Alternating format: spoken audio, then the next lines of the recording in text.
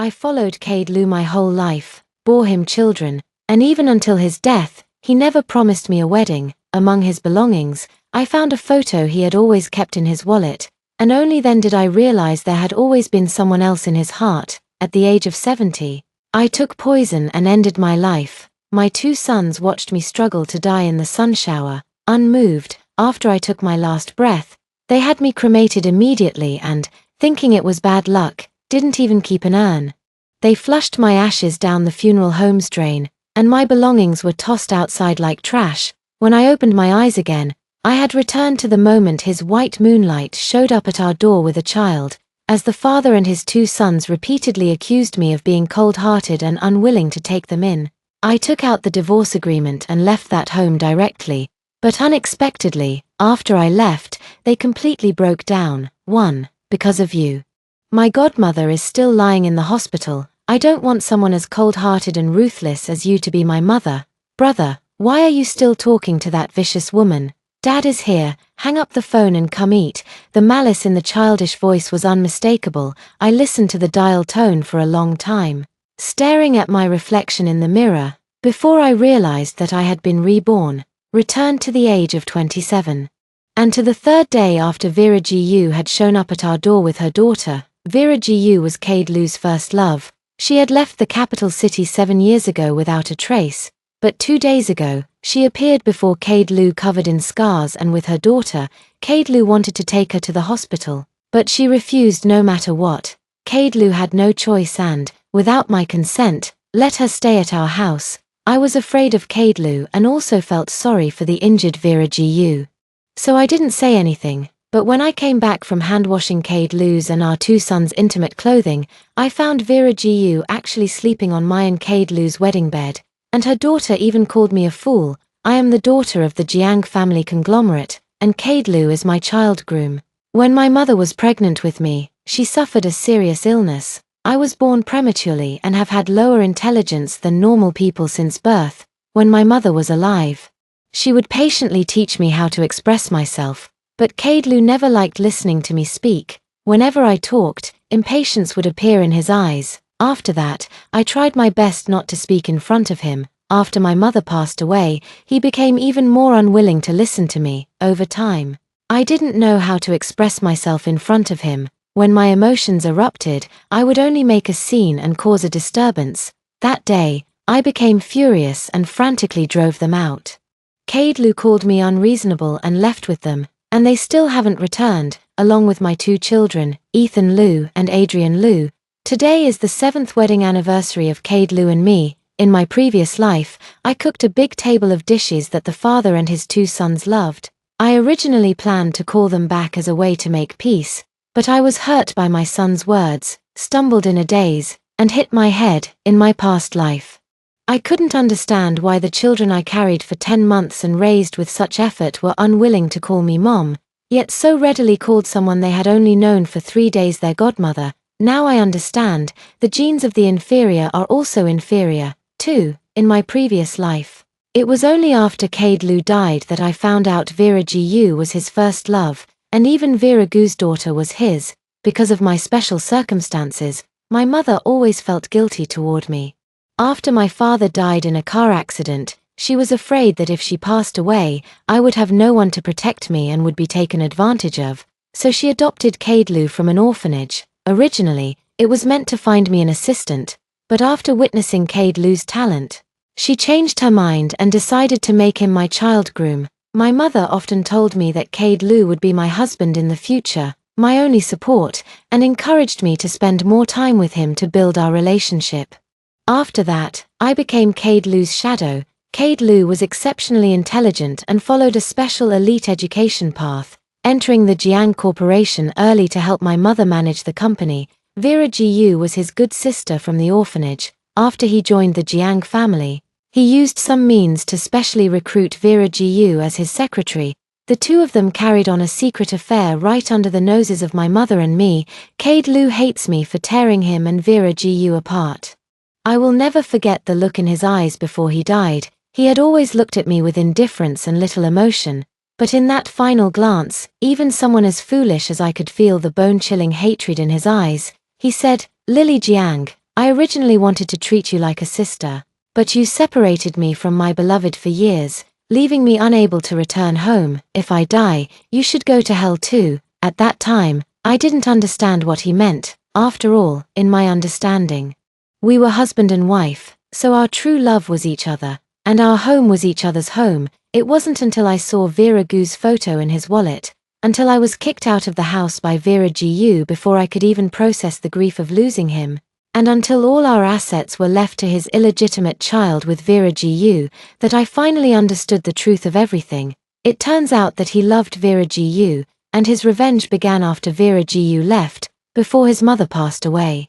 He followed her wishes and married me, promising to take care of me for the rest of my life. After that, he coaxed me into having one child after another, making me devote all my energy to the children, leaving me no time for anything else, let alone the company's affairs. As a result, I had no idea when he changed the company's legal representative or when he transferred all the assets. After his death, I truly, as he wished, went through hell. However, I have no knowledge whatsoever of his claim that I broke him and Vera Gu apart. Cade Lu is 2 years older than me. While he was helping his mother manage the company, I was still in school. I only met Vera Gu once by chance when I went to see him. At that time, I thought Vera Gu was even more foolish than me. She could burn her hand just making coffee for Cade Lu, and she would stumble right into Cade Lu's arms just walking around. After I learned to walk, I stopped falling. And as for making coffee, my hands were very steady when holding the cup. I just didn't understand back then. Why was it that despite being equally foolish, Cade Lu treated Vera Gu with such doting care and gentleness? While he was full of impatience with me, I shared my confusion with my mother, telling her I thought Cade Lu probably didn't like me, just like everyone else. My mother comforted me, saying it wasn't true and that I shouldn't overthink it, but after that, I never saw Vera Gu again, until she returned 3 days ago. When the man has feelings and the woman is willing, it's inevitable for old flames to rekindle. 3. The leaves on the roadside were swaying violently in the fierce wind, the sky was gloomy, and lightning flashed with thunder. Holding the steering wheel in my hands, I still feel a sense of unreality. I instinctively touched my stomach. If I remember correctly, I should be pregnant with Cece at this moment. In my previous life, my 3 children and I were driven out of our home. Ethan Lu and Adrian Lu stayed with me for 2 years but couldn't endure it any longer, so they went back to find their godmother, Vera Gu. Only my youngest daughter, Cece, remained with me. Although I am a bit slower than others, I don't want the property my mother left me to be taken by someone else. I hired many lawyers. But Cade Lu had previously contacted all those law firms before his death, and no lawyer dared to take on the case. I sought help from lawyers in other provinces, but they said that an illegitimate daughter inherently has the right to inherit property, making this case very difficult to win. By the time more than half of the emergency funds my mother had set aside for me were used up, we still hadn't won the case. Without the house, the education of my 3 children became a problem. In the capital city, where every inch of land is worth its weight in gold, the money I had left was far from enough to buy a house there. On top of that, my children's education would require a significant amount of money. As a result, I had no choice but to take them to a small, remote county town, where I bought a house and settled down. In the small county town, job opportunities were scarce. Being older and a single mother, I faced numerous rejections in my job search. Fortunately, my appearance was still decent, and I eventually found a job as a waitress at a nightclub. Being a waitress is seen as inferior in the eyes of others, and in the eyes of my 2 sons, I am also looked down upon. Ethan Lu and Adrian Lu believed that working at a nightclub meant I was a prostitute, and their disgust for me grew increasingly intense. The contempt in their eyes was exactly the same as Cade Lu's. One day, I came home from the night shift and couldn't find my 3 children, which made me extremely anxious. I went to check the surveillance footage and found that Ethan Lu and Adrian Lu had dragged Cece into a taxi. Just as I was breaking down in tears from desperation, a kind-hearted person brought Cece back. Even though she was crying uncontrollably, she still hugged me with her soft little body and comforted me, saying, "Mommy, if our brothers don't want us, then we don't want them either. Cece will always stay with you. Cece is my pearl, my redemption." Although we didn't win the lawsuit, public opinion was extremely intense regarding Cade Lu distributing all his assets to his illegitimate daughter, which greatly affected the Jiang family's stock market. To please Vera Gu, Ethan Lu and Adrian Lu, after returning, collaborated with Vera Gu to slander me in front of the media. They claimed I was the other woman, that my mother used her power to force Cade Lu to marry me and break them up. Ethan Lu and Adrian Lu also said I earned money with my body at nightclubs, came home drunk and abused them, and even showed their arms and chests covered with scars in front of the camera. No one would suspect that children would lie and falsely accuse their own mother in such a way. After this incident, those who originally stood by my side joined Vera Gu's camp and, together with them, condemned me both online and offline. During that time, I was like a rat in the gutter, despised and attacked by everyone. Those people found my home, sprayed paint on the door, and sent funeral flowers and various terrifying dolls. Even my daughter faced exclusion and bullying at school. During that period, I couldn't sleep night after night. My hands trembled involuntarily. I often had unexplained tinnitus, and tears would flow without me realizing. I couldn't understand the meaning of living. Once, I stood on the balcony, and if Cece hadn't pulled me back, I might have really jumped. Cece was terrified. It was as if she grew up overnight, sticking by my side every moment. She cooked for me, and even after those people came to our house again, she learned to call the police. Like a mother hen protecting her chicks, she shielded me behind her. Cece is my angel. Looking at the 2-week pregnancy test result in my hand, I touched my belly and nearly cried with joy. In my previous life, I didn't discover I was pregnant with Cece until a month later. After being sweet-talked by Cade Lu, I agreed to let Vera Gu and her daughter Chloe Song move into our villa. While I was away from home, Chloe Song broke the photoshopped wedding photo of me and Cade Lu that I had commissioned. I was so enraged that I started bleeding and nearly had a miscarriage. Not only did Cade Lu not blame them, but he also accused me of making a fuss and picking on a child. I will never forget the smug and malicious expressions on Vera Gu and Chloe Song's faces when I was kicked out of the room. In my previous life, under the protection of Cade Lu and the wealth he left behind, they thrived and did everything they could to drive me and Cece to ruin. In this life, it's their turn to go to hell. For, when I returned from the hospital, the lights were on in the villa. I frowned slightly, remembering that I had turned off the lights when I went to the hospital for a checkup. Could it be that Aunt Wu had come back? I parked the car, opened my umbrella, and walked toward the front door in the heavy rain. As soon as I arrived at the door, I saw Cade Lu standing there. The ironed shirt was covered by a black suit vest, accentuating a straight and tall waist, while the 2 legs beneath the black trousers were straight and slender. His facial features were sharp and defined, with a handsome and refined appearance, long brow bones, and dark eyes that held a distant, indifferent, somewhat gloomy and cold expression. He leaned against the door, just looking at me. I hadn't expected him to come back. In my previous life, although he came back today as well, it was only because I begged him to. The night my father had the car accident, it was also stormy with thunder and lightning. Because of that, after my father passed away, I became especially afraid of thunder. The condition Cade Lu set for his return was to let Vera Gu and Chloe Song move in, and I agreed.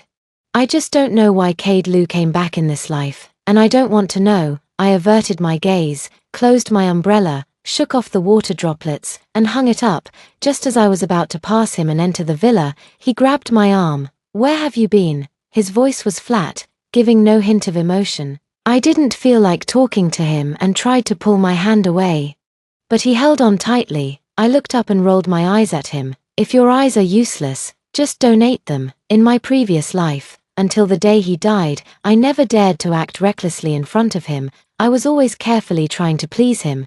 Cade Lu was clearly taken aback for a moment. Instinctively glancing at the bandaged wound on my forehead, taking advantage of his distraction, I pulled my arm away and went inside. Ethan Lu and Adrian Lu were playing with racing cars in the children's toy area. Hearing the noise, they both turned to look at me, then snorted coldly and turned away in unison. I glanced at the racing car and immediately recognized it as one Vera Gu had bought for them. I had no experience being a parent, so I simply replicated how my own parents had raised me, giving them the best of everything. The one Vera Gu gave them couldn't even compare to the worst one I had bought for them. Yet the two of them cherished this racing car dearly. In my previous life, there was a time when I was tidying up the playroom, and they couldn't find it. They hit and scolded me, asking why I dared to touch the things their godmother had given them. During dinner, they even threw a bowl at me. Even though it was something from a past life, thinking about it now still makes my heart ache uncontrollably. I took a moment to steady myself, crouched down, and changed the shoes on my feet. I just got back and was eager to prove Cease's existence, so I haven't eaten yet, and now I'm a bit hungry. After putting my bag away, I went to the kitchen. While plating the dishes, I heard Cade Lu's voice, Ethan Lu and Adrian Lu, "Come eat, I just ate a lot at my godmother's place, I don't want to eat." Cade Lu said sternly, "Come here." When I brought out the food, I saw Ethan Lu and Adrian Lu reluctantly coming to the dining room, still holding their remote controls for the race cars. I didn't say anything. After putting down the dishes, I went to serve myself some rice and started eating. Thunder rumbled outside as the father and his two sons watched Lily Jiang eating alone, their expressions subtle. Even Adrian Lu, who was engrossed in racing, loosened his grip on the remote control.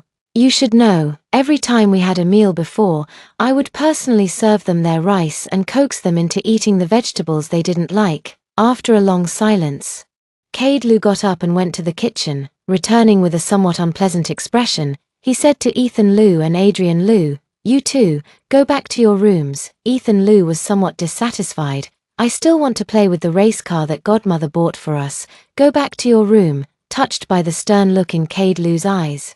The two climbed down from their dining chairs and returned to their rooms. After the two children left, Cade Lu sat down opposite me, his dark eyes fixed on me.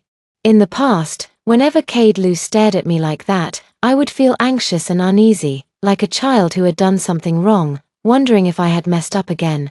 But now, under his gaze, my appetite was so good that I ate an extra bowl of rice. In my previous life, after he left all his property to Vera Gu and her daughter, I had been frugal and hadn't enjoyed such a lavish dinner in a long time. Just as I finished wiping my mouth, I heard Cade Lu say, "Vera Gu is being discharged from the hospital tomorrow. She doesn't have many friends in the capital, and it's inconvenient for her to stay outside. I've asked Mrs. Wu to clear out a guest room." I threw away the tissue in my hand and interrupted him. "The guest room is too cramped. I'll give up the master bedroom. You can arrange the rest yourself." The master bedroom is the marital room for Cade Lu and me. I had just finished speaking, and all of Cade Lu's words came to an abrupt halt. A trace of disbelief flickered in his eyes, and he even doubted whether he had misheard. "What did you just say?" 5. Perhaps realizing his own impropriety, Cade Lu quickly adjusted his emotions and said impatiently with a frown, "Vera Gu was in the wrong last time. But she has always been naive and didn't think that much about it. You don't need to keep holding it against her. She's staying at our house and won't eat much. She's injured and struggling to raise a child alone." Lily Jiang. "When did you become so unfeeling? Didn't think that much." Unfeeling. "Huh," I sneered. "You can handle Vera Gu's matter however you see fit. No need to discuss it with me." After saying that, I stood up and left. A loud bang echoed from behind, followed by Cade Lu's voice through gritted teeth, "Lily Jiang, you're doing just great." I turned and glanced at him. His expression was extremely unpleasant. The teacup in his hand had been smashed on the table, and there were several cuts on his porcelain white hand. Perhaps noticing that I was looking at his hand, those deep black eyes held a hope I couldn't understand. I was puzzled but couldn't be bothered to guess what he was thinking. I just felt a sense of satisfaction seeing him lose control of his emotions. Suddenly, I seemed to understand why Cade Lu had sent me to hell in my previous life. Watching someone you hate suffer, seeing them in pain, it truly is satisfying. I returned to the master bedroom and moved my belongings one by one to the guest room on the first floor. Cade Lu stood at the top of the stairs, watching me go back and forth as I moved my things, looking at the pair of pillows on the marital bed. For some reason, my nose still stung intensely. Cade Lu actually had his good moments with me too. He knows I'm afraid of thunder, so whenever there's a storm, he holds me and softly comforts me, saying, "I'm here, don't be afraid, go to sleep." Since my parents passed away, I've received so little love that even the smallest kindness from others stays with me forever.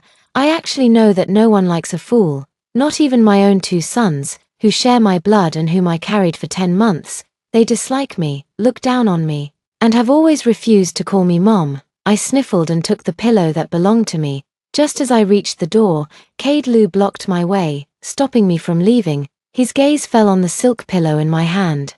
His voice as indifferent as ever. "If you move out today, don't ever come back to the master bedroom." I said okay, and his face instantly darkened. He stood at the door, unmoving. I didn't move either. I wasn't trying to compete with him, it was simply because he was blocking my way. After a long silence, he seemed to give in, speaking with a tone that was both helpless and resigned. "Fine, you win, okay, I'll book her a hotel outside, with your temperament. Vera Gu is so innocent and sensitive. Who knows how you might bully her when I'm not around." I stared at him for a long moment, instinctively wanting to say something. But in the end, I said nothing. He didn't move aside, so I hugged my pillow and squeezed past him. Just as I reached the stairwell, I heard Cade Lou's voice, laced with suppressed anger. "Lily Jiang, my patience is limited. You should know when to stop." I didn't answer, nor did I look back. I just hugged my pillow and went downstairs. By the time I finished tidying up the guest room, it was already past 2 a.m. Lying in bed, I thought of something and got up to go to the kitchen. I had guessed that Cade Lou might go into the kitchen to serve the dishes, so I had already put all their favorite foods into one container beforehand, knowing Cade Lou's temperament. He wouldn't touch it again. The food had cooled down a bit, so I heated it up in the microwave before bringing it out. This is a high-end villa area, and the property management is very strict. Not even a mouse can get into the neighborhood. Holding an umbrella, I walked to the garbage station, approached a few wooden planks, and called out for Xiao Bai. After a moment, a white dog came out wagging its tail, its chest hanging low, clearly in the nursing period. The rain outside was too heavy, and its fur was a bit wet. It shook its entire body and looked at me happily with its mouth open. I placed the box on the ground and opened it. Xiao Bai, catching the scent, came over to eat. The heavy rain patters on my umbrella, drip drop, watching Xiao Bai eating happily. I feel a moment of inner peace. I've always liked dogs, but Cade Lou doesn't. Vera Gu likes cats, so he likes cats too. I mentioned wanting to get a dog twice, but he didn't agree either time. Later, I got pregnant, had a child, and never kept a dog again. In my previous life, after Cece graduated, she bought me a little Pomeranian because she was too busy with work to keep me company often. Small dogs don't need to be walked frequently, so it wouldn't tire me out and could still keep me company. It had been with me for nearly 10 years, but Adrian Lou killed it by throwing it to the ground. When Cece was 40 years old, she fell seriously ill. The doctor said she wouldn't last more than 3 years. Fearing that I would have no one to rely on in my old age after her death, she went to Ethan Lou and Adrian Lou and told them that if they didn't support me, she would expose how they had framed me back then, letting everyone see how these entrepreneurs treated their own mother. That day, Ethan Lou and Adrian Lou rushed to our home in a rage. Xiao Ba, sensing their hostility, barked at them a few times. Adrian Lou then picked up Xiao Ba and threw it to the ground, killing it right in front of us. Cece and I were terrified that day. After witnessing their cruelty, Cece no longer dared to bring up the idea of them taking care of me. She just held me and cried, worrying about what would happen to me after she passed away. I had long lost the will to live, but I couldn't bear to leave Cece. The year I turned 70, Cece passed away due to her illness. Ethan Lou and Adrian Lou, afraid of being criticized by others, rushed back on the day of Cece's funeral. After handling Cece's funeral arrangements, I had a full meal. Then, holding Cece's favorite stuffed toy, I sat on the rocking chair in the yard, basking in the sun. Once my body felt warm enough, I picked up the sleeping pills I had saved for a long time and swallowed them all with cold water. My stomach twisted with a sharp, knife-like pain. Just as I closed my eyes, a sudden downpour began from the clear sky. Cece was always afraid I would catch a cold whenever the weather turned chilly.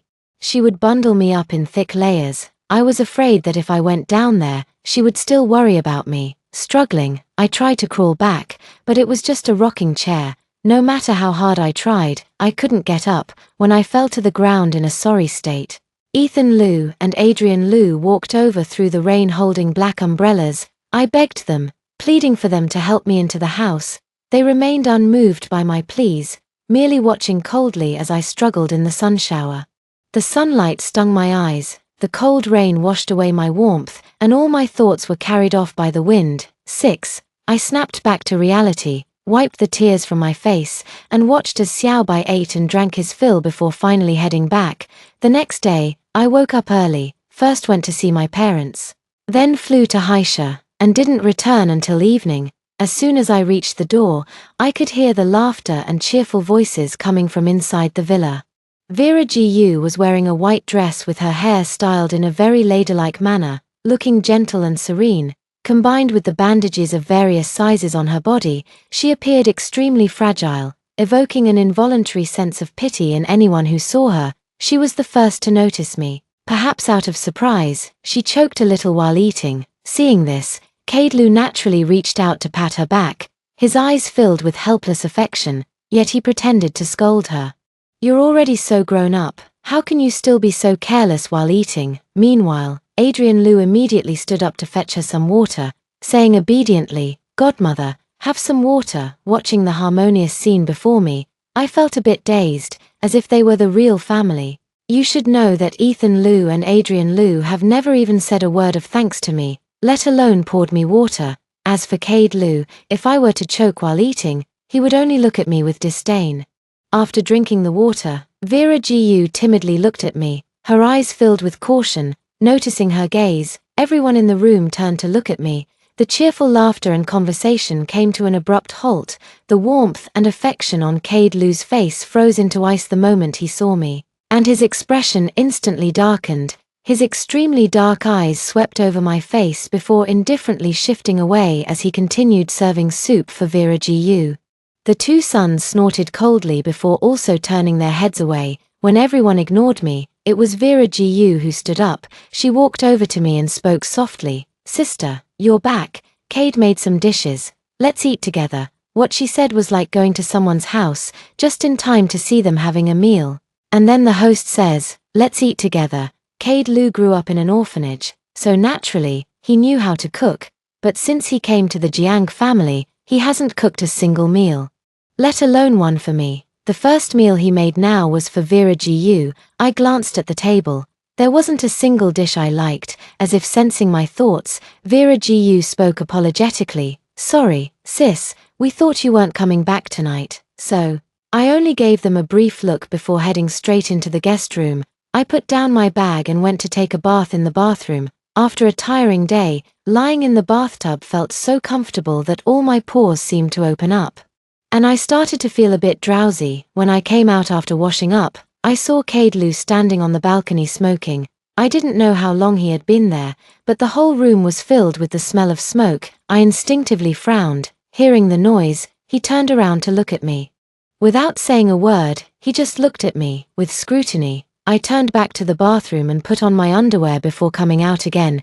He didn't speak, and neither did I. While I was tidying up the clothes I had changed out of, Caidlu's cold voice sounded from behind me. "Lily Jiang, aren't you going to explain?" I stopped what I was doing and looked at him, asking in confusion, "Explain what?" Perhaps my gaze was too indifferent. He looked at me, and his originally gloomy face stiffened for a moment. After a long pause, he finally spoke somewhat awkwardly. "Today, the children almost missed school." I sneered and looked at him, saying, "So you're blaming me for not waking them up today, not making them breakfast, and not sending them to school?" Before he could speak again, I continued, "Caidlu, they're not just my children alone, I get tired too." Perhaps my tone was too sharp.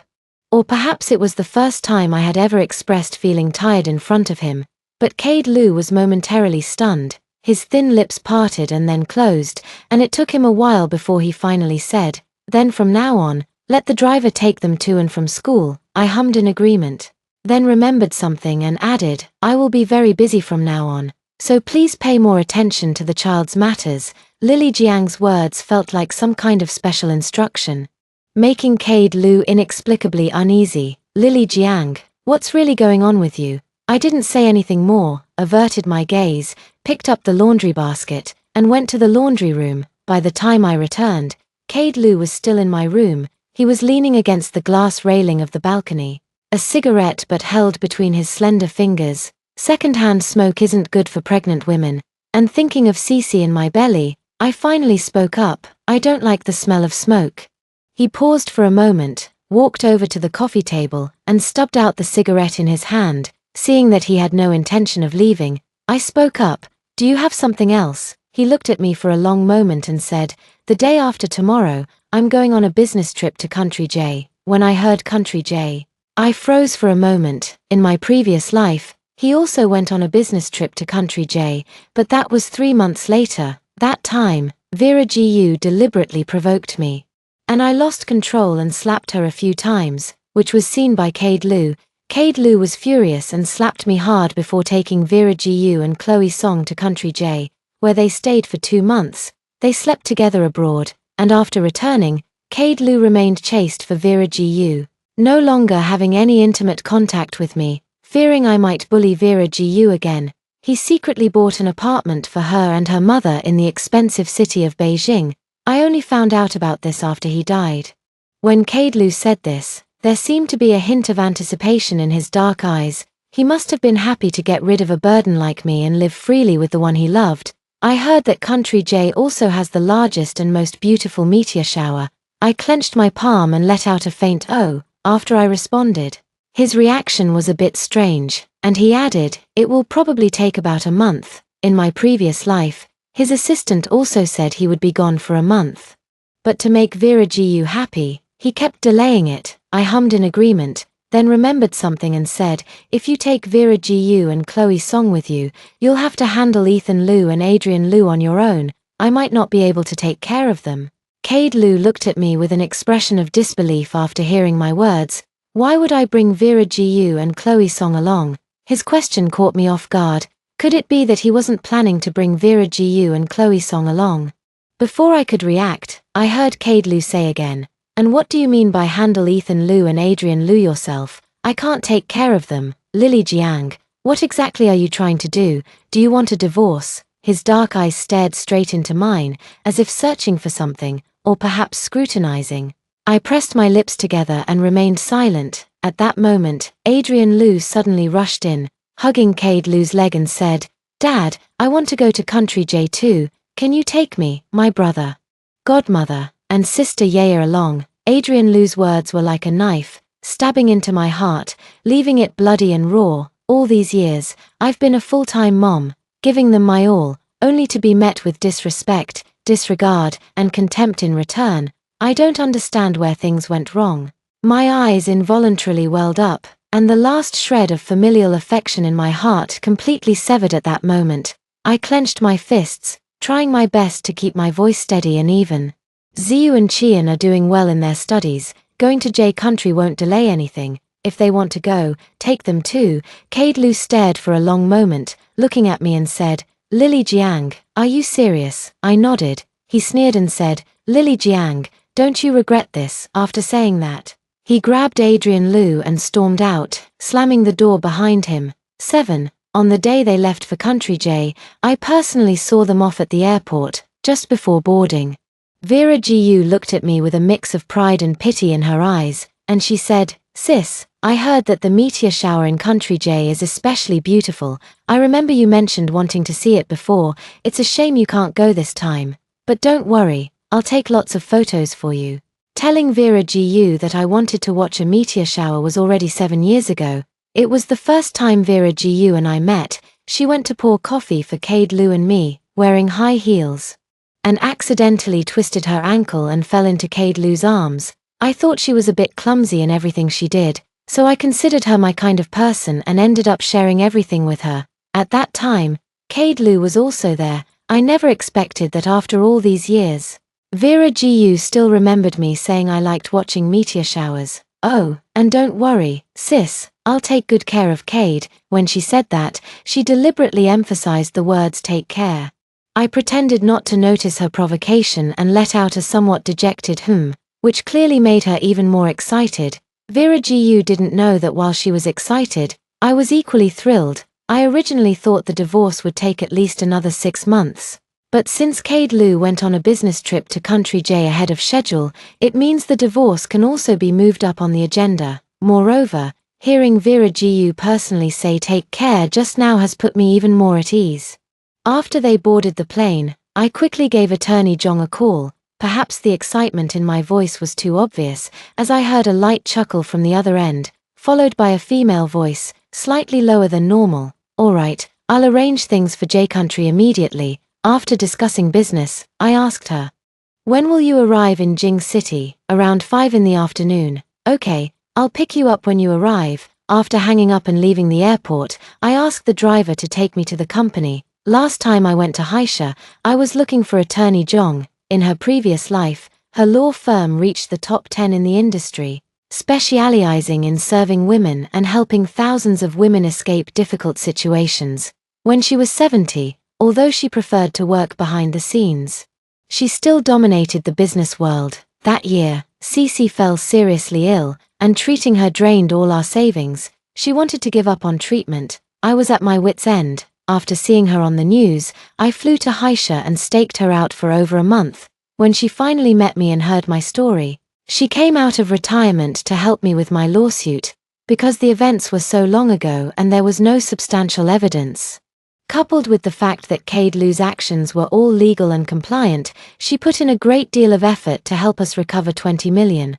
Although 20 million was a drop in the ocean for the Jiang Group at the time, it was a lifeline for us. In court, when I saw her, despite her grey hair, still dominating, my eyes were filled with admiration. I truly wanted to become someone like her. I've looked into lawyer Zhong's past, from a young age. Zhong Lu witnessed her mother being subjected to domestic violence by her father. Her mother wanted a divorce but was unable to do so for various reasons, until she was ultimately beaten to death. However, she was still young at the time, and both families, fearing she would have no one to care for her, signed a letter of forgiveness. As a result, her father avoided imprisonment. Her father treated her poorly and even accepted money from an old bachelor to arrange her marriage. She managed to escape on her own. When she later became a lawyer, the first person she personally sent to prison was her own father. Both she and Cade Lu managed to rise from the bottom. Yet they are different. Cade Lu had the support of the Jiang family, while she relied entirely on herself. There is an unyielding resilience in her that nothing can defeat. 8. Cade Lu's assistant, Chen Qing, was not surprised that I came to the company to audit the accounts, as I do it every year. Before my mother passed away, she instructed me to review the company's financial statements and assets every year. I have always kept her words in mind and checked them annually. However, the company's financial reports were basically flawless each year, so much so that in my previous life, I had no idea when Cade Lu transferred the assets, but Attorney Zhong spotted the issue right away. She flipped through the ledger a few times, frowned, and said, "There's no point in looking at this. Have the finance department bring over the internal accounts." I was stunned. Internal accounts? Attorney Zhong's eyebrows furrowed even deeper. "You don't even know your company has internal and external accounts, and your husband only shows you these every year." I nodded somewhat sluggishly. Some companies maintain 2 sets of books. The external accounts are for outsiders to see, while the internal accounts are only accessible to the company's top management. The Jiang Group's main business is in the energy vehicle sector. Over the past few years, under Cade Lu's management, it has broken into the industry's top 50. Even with external debts, the annual profits are close to 10 billion. Chen Qing was momentarily stunned when she heard me say I wanted to see the internal accounts. Her gaze turned wary as she looked toward Attorney Zhong. Then, I heard his businesslike tone say, "Madam, to view the internal accounts, you need Mr. Lu's permission." "Mr.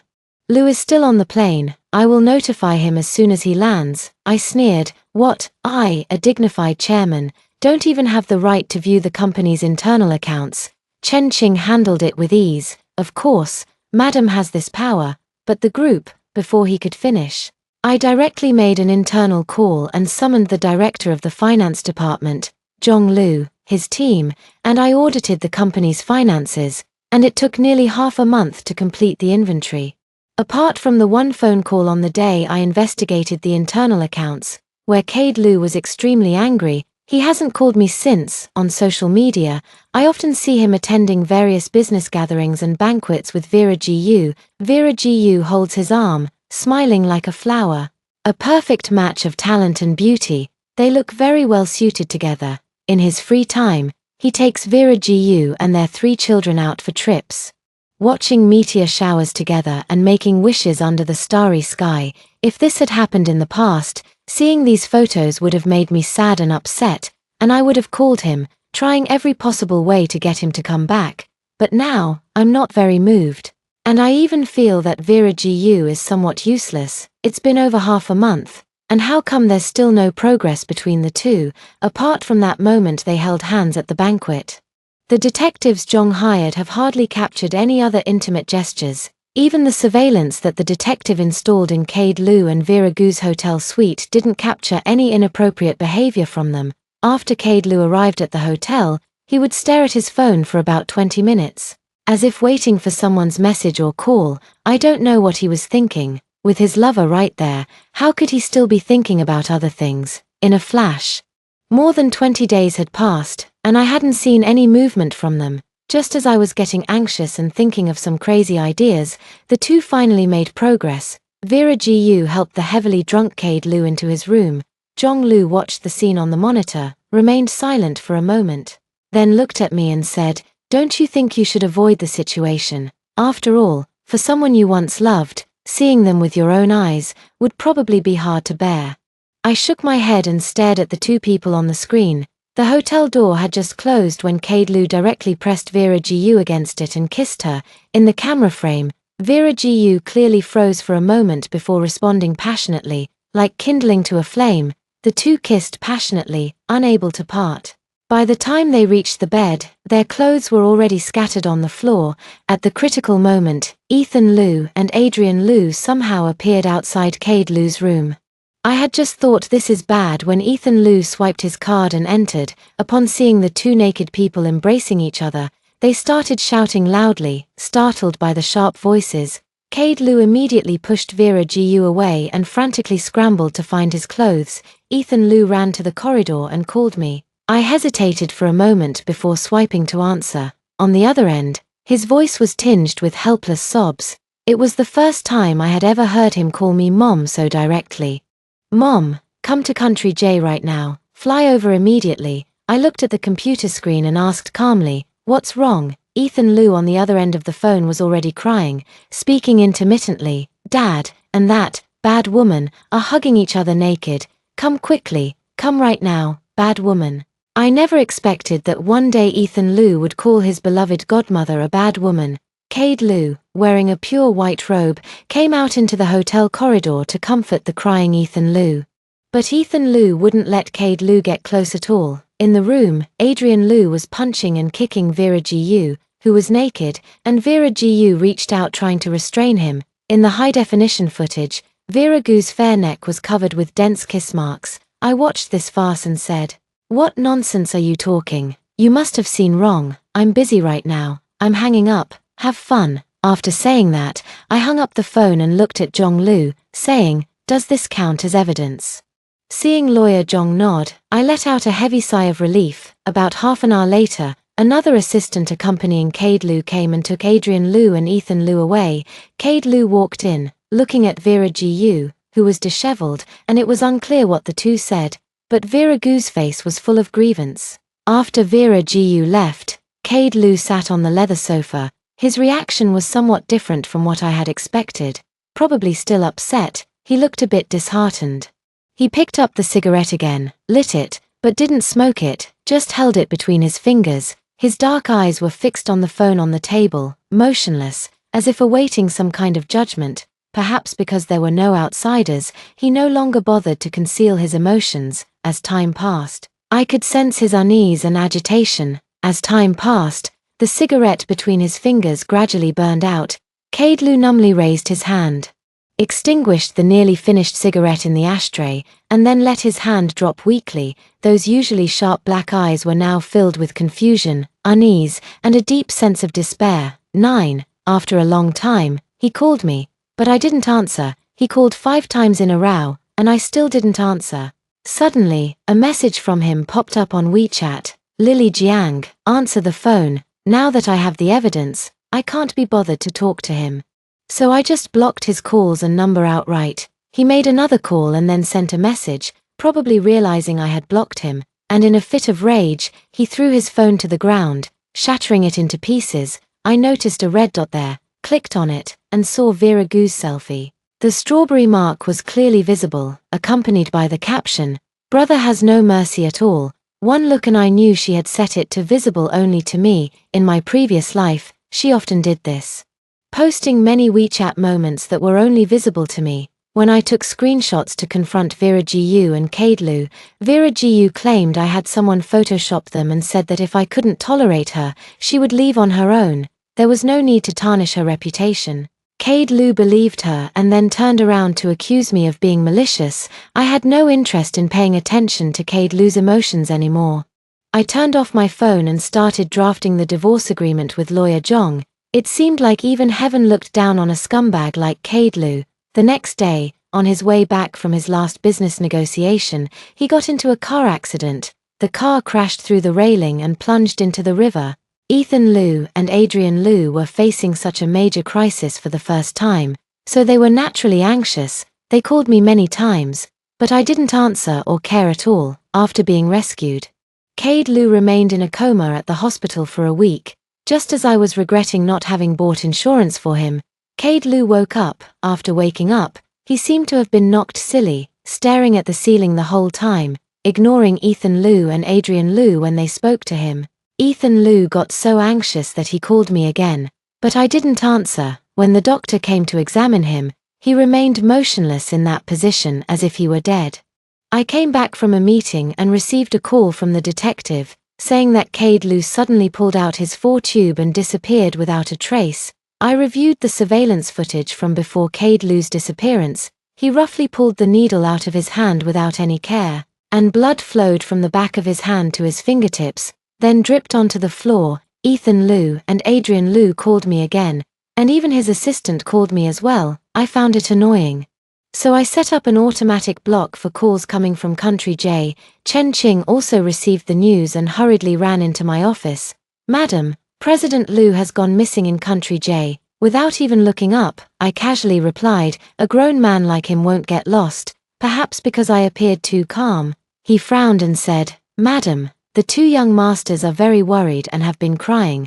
Would you like to call and comfort them? They'll stop crying when they get tired." Assistant Chen, "Is there anything else?" Chen Qing seemed unable to hold back any longer and said to me, "Chairman, you showed no concern when President Liu had a car accident in Country J, and now you won't care for the young masters either. Do you have no heart? Mr. Liu's hard work over the past few years has basically gone to the dogs." After saying that, he went out to communicate with the assistant over there to resolve the matter. Without saying anything, I directly sent the termination email to the HR department. Whether Kaidlu disappears or dies, it doesn't affect me much, but it will likely impact Jiang Corporation's stock. I called attorney Zhong in, thinking about how to handle the situation externally if Kaidlu went missing.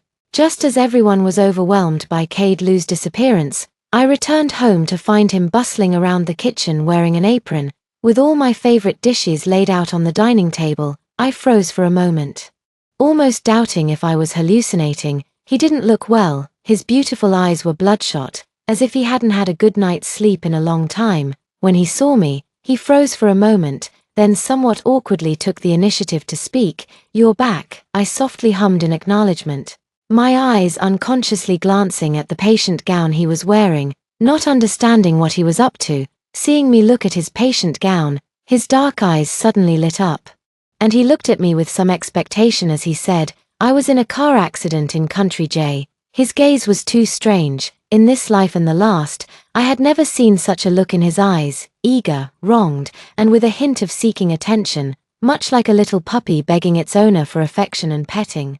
I frowned, feeling a bit uneasy. I let out an "oh" and didn't say anything more, sitting at the dining table while staring at the dishes in front of me. "Is there anything else you'd like to eat? I can make it for you." Kaidlu's tone when speaking to me was almost gentle compared to his previous indifference. In the past, he only used this kind of tone with Vera Gu. while being cold to everyone else. I shook my head and couldn't help but sigh. This is the first time you've cooked for me. He pursed his lips and remained silent for a moment before saying, from now on, I'll cook whatever you want to eat, whether in my past life or now. Hearing those words come from Kaidlu's mouth is nothing short of horrifying to me. I have good reason to suspect that he knows I discovered his affair with Vera Gu and wants to strike first. To quietly get rid of me and take over my assets, I squeezed the phone in my hand, and to avoid further complications, shook my head and said, no, Kaidlu, there is no us anymore, is there? I saw Kaidlu visibly freeze for a moment, then, as if he hadn't heard, he said, I remember there's pineapple in the fridge, I'll make you sweet and sour pork with pineapple. With that, he turned to leave. I didn't understand why he was pretending not to get it, so I spoke without holding back, no matter how much you make, I won't eat it, I think it's dirty. Kaidlu froze instantly, his handsome face turning deathly pale. He looked at me, his voice hoarse as he said, Ali, I'm not dirty. Ethan Lu called me and said you were hugging Vera Gu naked. I didn't, Ali. Listen to me. As Kaidlu spoke, he reached out to grab my hand. I recoiled in disgust, stepping far away, and said coldly, don't touch me. Touching the disgust in my eyes, he was immediately at a loss.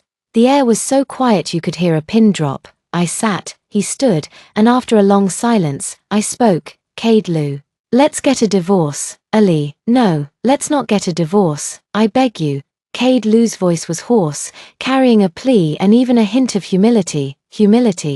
I never imagined that Kaidlu would be associated with the word humble. Even when he was in the orphanage, he had a proud spirit. I thought of the astronomical figures in the internal accounts, of Kaidlu's talent.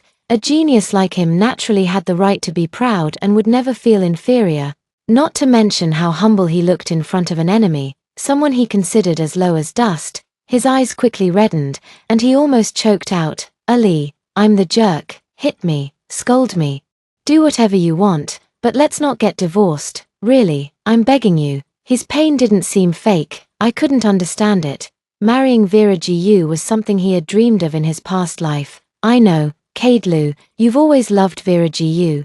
Don't you want to marry her openly and stay with her until old age? Remembering something, I spoke up again. Regarding Vera Gu, our Jiang family has wronged you. If we hadn't adopted you, you might not have been separated from her.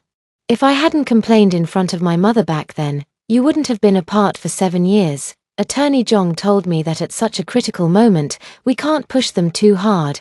Those 3 are heartless. If we provoke them and they end up hurting me and Cece, the loss would outweigh the gain. Before achieving our goal, while he still feels guilty, it's okay to press our advantage and say some soft words. Thinking, I added, moreover, Adrian Lu and Ethan Lu don't like me as their mother. They prefer Vera Gu. Even if we divorce, it wouldn't really affect them. Every word I said was carefully chosen, and I guess they were what he wanted to hear, but somehow, one of those words suddenly struck a nerve, and Kaidlu's tears fell just like that. His dark eyes filled with deep pain and despair. He covered his face with his hands, repeatedly saying I'm sorry. His emotional state was truly unexpected, even illogical. Did he hit his head in the car accident in J Country? Fearing he might do something drastic, I spoke up, Kaidlu, you should still remember the prenuptial agreement you signed. I'll give you 3 days to think it over. If we divorce by agreement, I'll give you 20 million. If we go through a lawsuit, you won't get a single cent. If you've made up your mind. Just, before I could finish my sentence, Kaidlu's next words sent a chill down my spine. He lifted his head.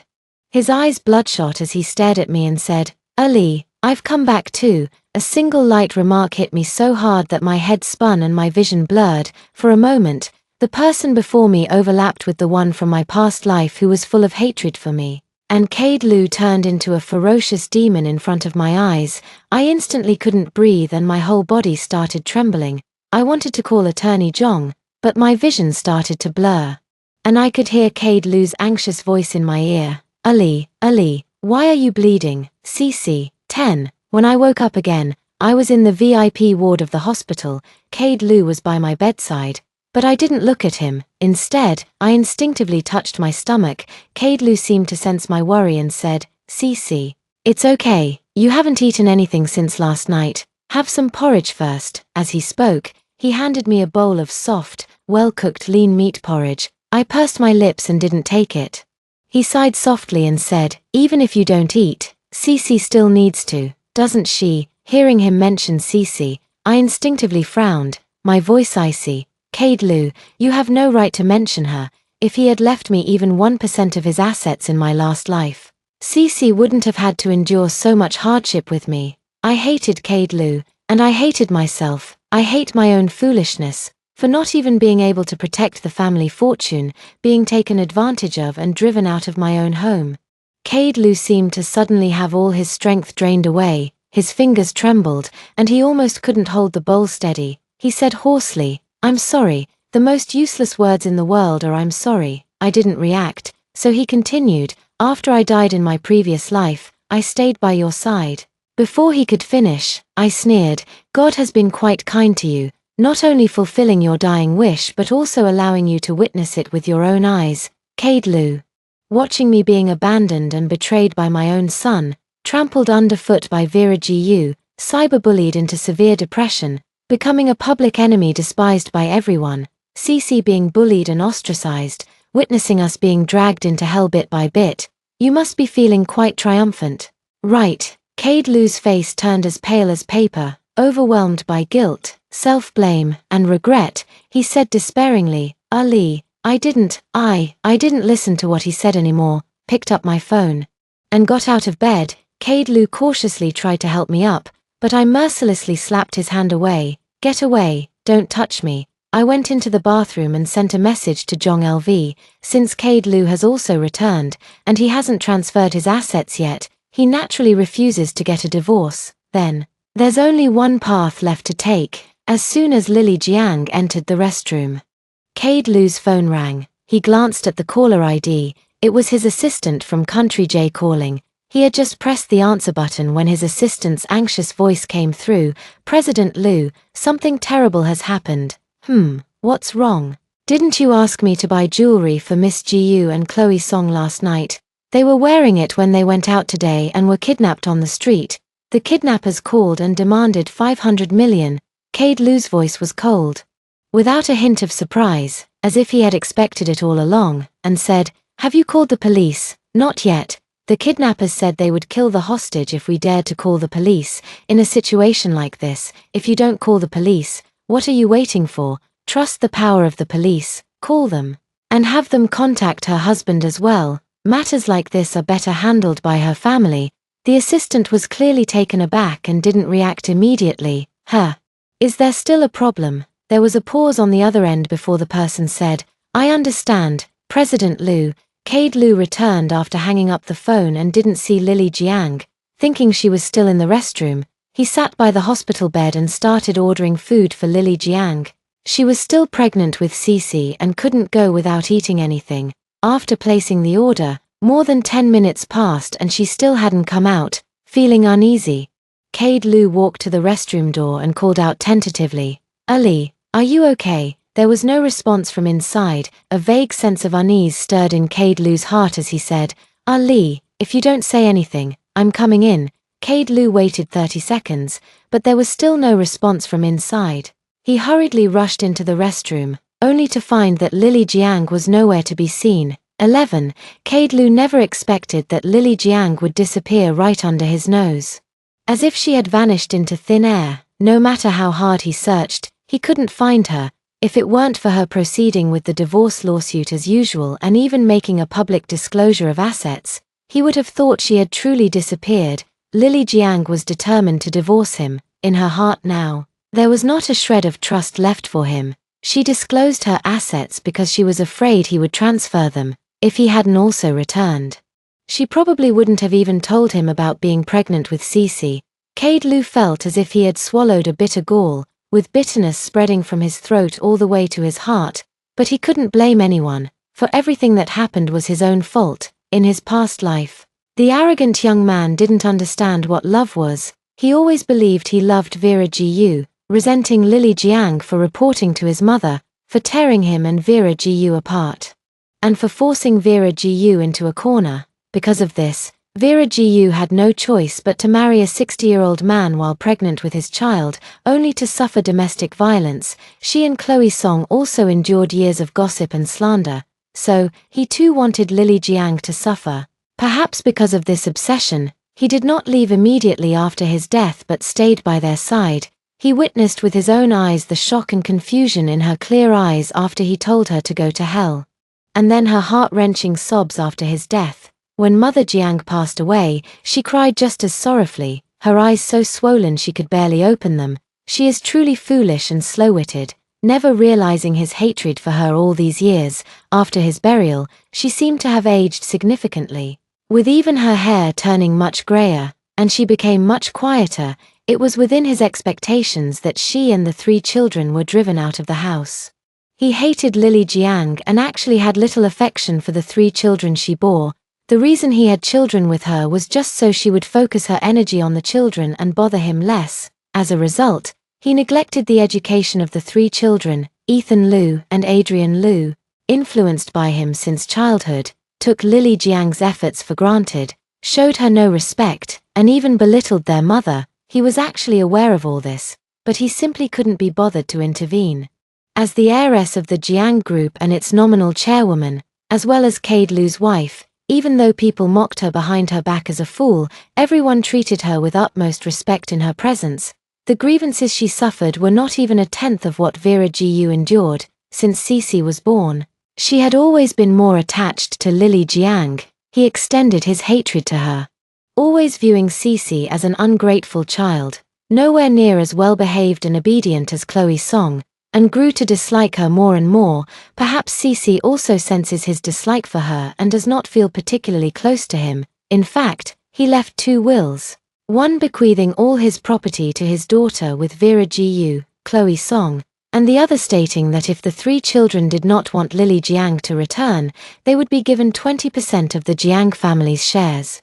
He hated Lily Jiang and wanted to see her abandoned by everyone, watching her slowly dragged into hell all alone. But when he saw her being driven out of her home, losing lawsuit after lawsuit, and unable to survive in the capital, he didn't feel the happiness he had imagined. Even when she lost the lawsuit and secretly hid in a corner crying, he would feel a tightness in his chest, struggling to breathe. Lily Jiang was raised in wealth from a young age and did not place much importance on material desires. She cried not because of the property, but because she failed to protect what Mother Jiang had left for her. It was him, bullying her for being foolish, bullying her because after her mother's death, there was no one to support her. After Vera Gu claimed that Chloe Song was his child, he began transferring his assets. He thought that Chloe Song and Vera Gu had suffered so much, and this property would serve as compensation for the 2 of them. But later, everything he did became a boomerang, all striking back at him. Chloe Song wasn't his child at all.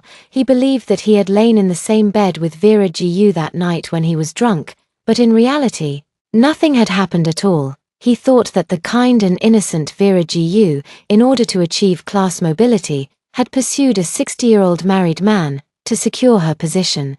She casually slept with a few men for a few nights to get pregnant, relying on the child to elevate her status. She successfully pushed aside the original wife and became a wealthy lady. However, later the rich man discovered that the child wasn't his, which led him to start abusing her, with no way out.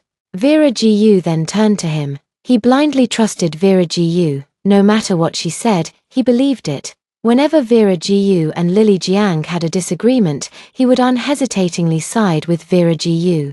Cade Liu couldn't bear to imagine how much grievance Lily Jiang had endured over the years. She just didn't know how to express it, or perhaps she knew that even if she told him, he wouldn't stand up for her or take her side. He was a failed husband, a failed father, and a failed man. Mother Jiang adopted him and gave him the best education, yet after her death, he treated her most cherished daughter so cruelly. He was a complete and utter failure. He regretted countless times why he had been so heartless and cruel to her back then. If only he had shown his wife a shred of pity, given her some security, she and Cece wouldn't have suffered so much. Cade Liu's thoughts were in disarray, and his heart began to ache with sharp, stabbing pains once again. In truth, Vera Gu was right.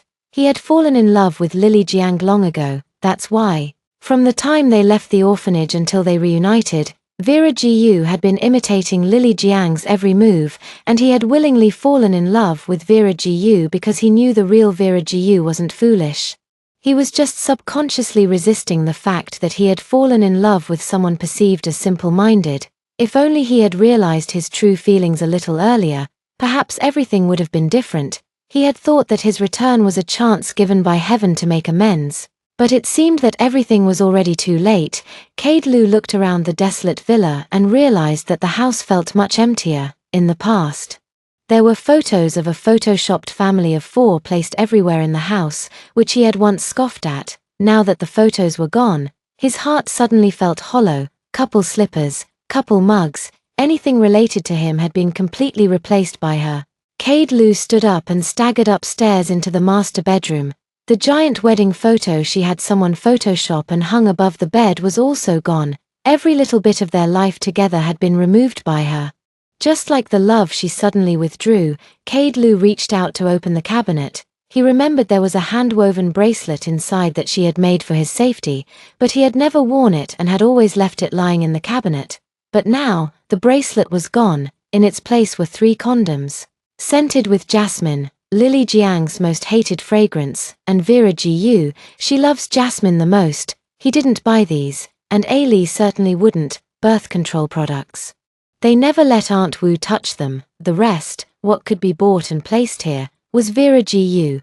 Cade Lu's face turned pale, as if something was choking his throat, and his breathing began to become difficult. 12. After I left the capital, I came to Yuncheng. This was where my grandmother grew up. The scenery is beautiful, the pace of life is slow, and it's very suitable for recuperation. I am here to rest during my pregnancy, and in my free time, I visit my grandparents' graves. Attorney Zhong often calls me to update me on the situation in the capital and the Jiang family. Cade Lu went to look for her many times, asking about my whereabouts. It is said that Cade Lu doesn't seem to be doing well, and has been taken to the emergency room several times due to drinking. When I heard that, I said, his white moonlight just had an accident abroad, so of course he's not feeling well. Vera Gu was assaulted and then murdered in Country J, along with Chloe Song. Their bodies were dismembered by the kidnappers and thrown into a septic tank. This news even made it to the trending topics. Attorney Zhong fell silent for a long moment after hearing my words, then changed the subject. When she was 5 months pregnant, Cade Lu finally gave in and agreed to the divorce. He left with the 2 children, taking nothing, but on the condition that he would have visitation rights to Cici once a week. Once a week was too frequent. I didn't agree. Another half a month passed, and he agreed to my proposal of once a month. On the day the plane landed, lawyer Zhong came to pick me up, and Cade Lu, Ethan Lu, and Adrian Lu also came along. Though it had only been a few months since we last saw each other, they seemed to have changed a lot. Ethan Lu and Adrian Lu have become quieter and more polite. When they see me, they even call me Mom, and the look in their eyes is no longer one of disdain but of respect. As for Cade Lu, he has lost a lot of weight. Although he is well-groomed, the exhaustion and weariness in his eyes are unmistakable. Vera Gu's situation has hit him hard. Sitting in the car, before I could even speak, Attorney Zhong said, Mr. Lu, to Huaju Junting, please. Huaju Junting is in the Northern District. Cade Lu changed direction and headed toward the Northern District. The car was quiet the whole way, except for Cade Lu's unnecessary greetings, such as how the child is doing, whether there's morning sickness, if I'm sleeping well. Ethan Lu and Adrian Lu were sitting in the back, and I caught them sneaking glances at me several times, or more precisely, at my stomach. With curiosity in their eyes, noticing that I was looking at them, they awkwardly averted their gaze. Finally, Ethan Lu couldn't hold back and spoke first, trying to act cute. Mom, Dad said that my brother and I are going to have a little sister, when she's born. My brother and I will play with her and take good care of her. We won't let anyone bully her. By the way, what's her name? Take good care of her. In their past life, these 2 were the ones who bullied Cici the most. I pursed my lips and interrupted him. After your dad and I divorce, I'll take good care of her. You're still young. Just focus on taking care of yourselves. Mom, are you divorcing Dad? Ethan Lu's voice carried obvious shock, as if he had just learned the news. I paused for a moment, looked at Caidlu who was driving, and said, "You didn't tell them." Caidlu tightened his grip on the steering wheel and said, "I didn't get around to it. The trial is tomorrow, and he says he didn't get around to it." Ethan Liu and Adrian Liu began to cry, just like many children do, weeping bitterly upon learning that their parents were getting a divorce. "Mom, we don't want you and Dad to get a divorce. Is it because Anan and Ziyu are not being good that you want to divorce Dad?" "Mom, from now on, Anan and Ziyu will be good. We'll listen to whatever you say. Please don't get divorced." If this were before, seeing them cry so heartbrokenly, I would have long been heartbroken and gone to comfort them. But now, I remain unmoved, just as they had betrayed me to please Vera Gu, watching Cece and me suffer, watching me die in the sun shower without lifting a finger. The bond between me and them as mother and son should have been severed in the previous life. The car stopped in front of Huaju Junting. As I unbuckled my seatbelt, Caidlu spoke up. "Do you need anything? I can help you. I'll get off here." He seemed to think he'd misheard. Even Ethan Liu and Adrian Liu, who were still crying, turned to look at me, sobbing and sniffling as they said, "Mommy, aren't you coming home?" I'm not going back." As I pushed the car door open, I heard Caidlu say in a hoarse voice, "Ali," though it was just 2 words, they seemed to carry 1,000 unspoken thoughts. I paused for a moment without turning around. On the day of the court hearing, the judge asked me, "Ms. Jiang, are you certain you wish to relinquish custody and visitation rights for both children?" I looked at the 2 pairs of eyes in the gallery, clearly nervous yet filled with expectation, and nodded without hesitation, "I'm sure." When the court session ended, Ethan Liu and Adrian Liu immediately stood up and ran toward me. In their haste, Adrian Liu tripped and fell hard to the ground. Lying there, he pleaded, "Mom, don't leave us, don't abandon me and my brother." Ethan Liu also looked at me with the same pleading eyes. I only glanced at them briefly before indifferently looking away. After gathering the documents, I had just stood up when Caidlu grabbed my hand. He said, "Unable to bear it. They're still so young now. Are you really not going to keep them?" I didn't want to hear what he had to say. I just looked at him and said, "Caidlu, you shouldn't have forgotten how they treated me in our past life." Caidlu's face trembled, and his grip on my hand gradually loosened. After a long pause, he finally said in a low, hoarse voice, "I'm sorry, I didn't raise them well." I said nothing more, nor did I linger. I turned and walked away. "Mom, please don't abandon us." Behind me, my 2 children were screaming their hearts out. I clenched my fists, suppressing my maternal instincts, and walked straight out of the courthouse. 13. After the divorce, my life started to get back on track. Zhonglu's law firm was still in the fundraising stage. I invested a lot of money, became her partner, and then bought an office building in the best location in the center of Jingcheng, establishing the firm's 2nd branch, while I was taking care of my pregnancy. I enrolled in online courses taught by top global business PhDs and hired a professional manager to take over Caidlu's position.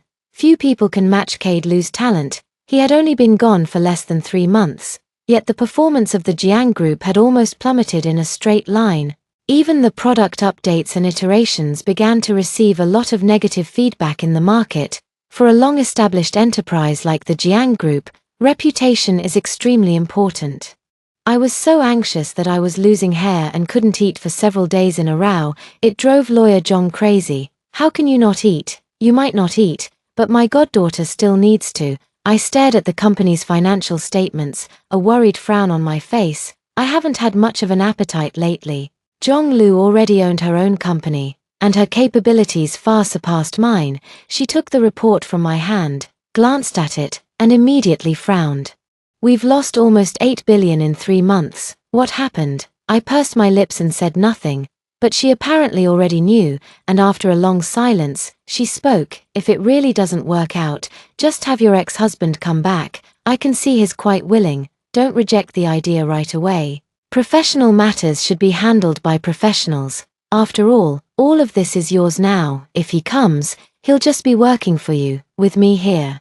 I'll keep an eye on the company's finances for you. He won't be able to touch them. Some men just need a reality check." I think is a classic case of not knowing what he had until it was gone. Anyway, he still has feelings for you now. He's talented and capable. Forget about love and hate. What's more important than money? Just call him over, learn from him, and once you can handle things on your own, you can kick him out. To be honest, those so-called business PhDs can't compare to him. No one ever complains about having too much money. Those PhDs who are successful might just start business schools or management consulting firms, but in the end, what they teach is just theoretical. It's like teaching. They only cover general knowledge. They haven't actually delved deep into various industries, so what you can learn from them is just superficial, and it might not even be useful in real life. A lot of things require hands-on learning, practice, reflection, and summarization.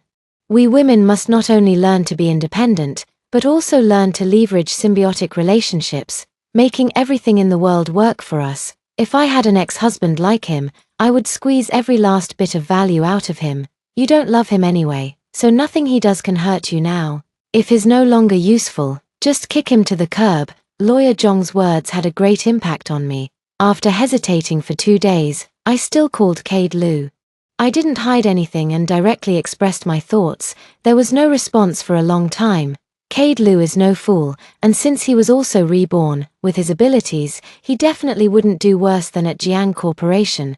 If you're not willing, no, I'm willing, Ali, I'm willing, I'll go back tomorrow.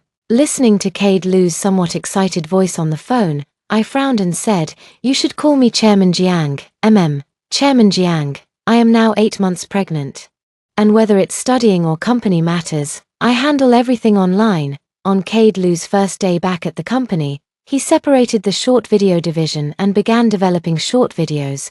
We both know how popular short videos will be in the future.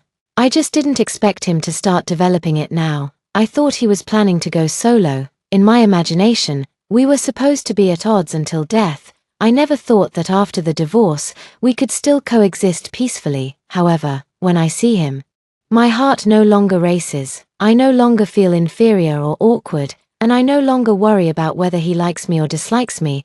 I've started to take on the demeanor of a boss, even feeling happy about the sharp rise in performance due to his return. It was as if we had swapped places.